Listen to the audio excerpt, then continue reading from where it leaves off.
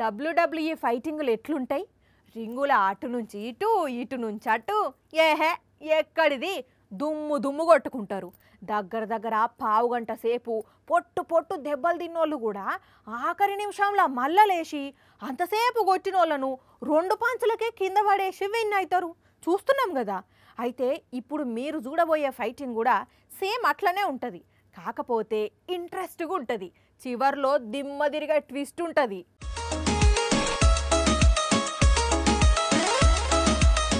అరే రే రే ఓ అక్క ఆగు ఆగు కథ సల్లగుండా ఏమన్నా కొట్టుడు కొడుతున్నదా? అరే ఏదైనా ఉంటే కూర్చొని మాట్లాడుకుందరు కానీ ఏందా కొట్టుకున్నాడు? జర నిమ్మలం అన్న నిడిచిపెట్టు, లేకుంటే ఇద్దరికిద్దరు కింద పడతారు. అబ్బర బిడ్డ పడనే పడ్డారు పో. ఏం కొట్టుడు అరే రే రే డొక్కల గుద్దుకుంటా ఊపిరి మెసలనీయకుండా పంచుల మీద పంచులు ఇస్తున్నది. రామా గాజుల గుత్తి పట్టుకొని గాయాలు చేసింది. చూస్తే అక్క మామూలుగానే కనబడుతున్నది కానీ కోపం బగ్గనే ఉన్నదిగా. అయ్యో అందరు అట్లనే సినిమా చూసినట్టే చూసుకుంటా వీడియో తీస్తారేందులా ఆపనన్న ఆపక. అయినా ఈ గోషిగాడు ఏమన్నాడో వీళ్ళు కూడా సపోర్ట్ చేయకుంటున్నారు. అందుకే అక్క రెచ్చిపోయి కొడుతున్నది అని అనుకుంటున్నారులే. ఒక్కసారి అందరి ముఖ చిత్రాలు గమనించండి.